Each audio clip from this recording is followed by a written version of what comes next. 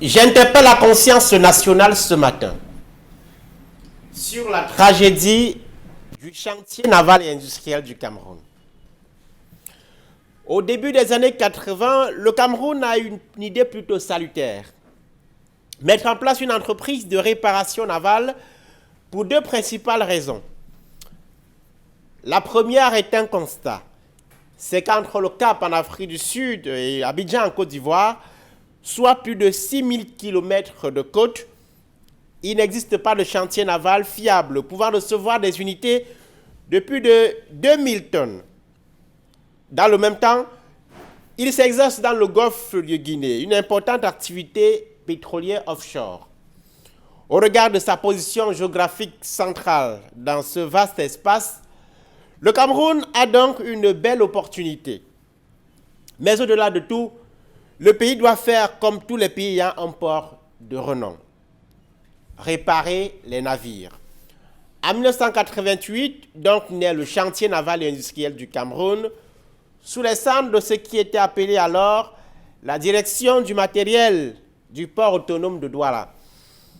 La société démarre plutôt bien et connaît son apogée à partir de 1998 grâce à l'arrivée d'un homme à sa tête, un certain Zakius Fornjindam.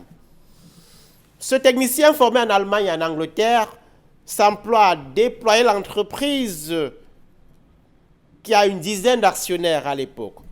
L'Office national des ports du Cameroun, la Société nationale des investissements, la SNI, la Société nationale des hydrocarbures, la SNH, la Société Cameroun Shipping Line, la CAMSHIP, la Compagnie nationale des chargeurs du Cameroun, le Suisse Naval Invest ou encore l'allemand DAPICO.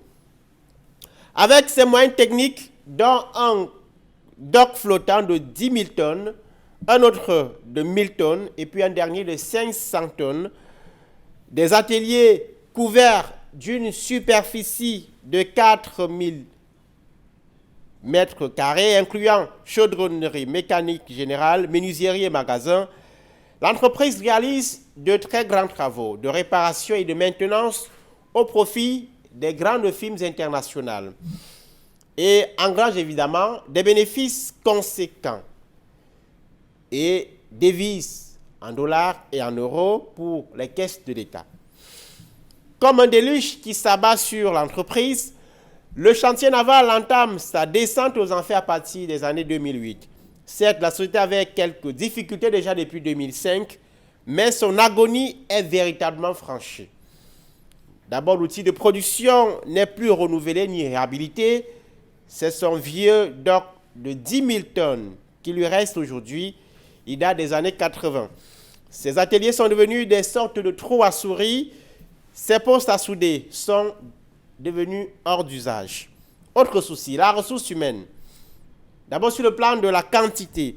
300 employés pour une entreprise de 2 milliards de chiffres d'affaires seulement. Conséquence, une dette de plus de 16 milliards de francs CFA, alors que l'activité de la société est réduite à sa plus simple expression. Au plan de la qualité, des personnes recrutées sur des bases le plus souvent haïssables, comme la complaisance, le copinage, les parrainages, etc. Bref, à la camerounaise.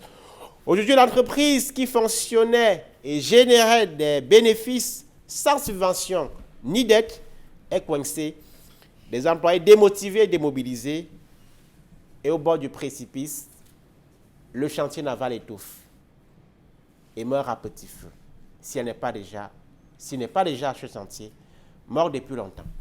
À demain.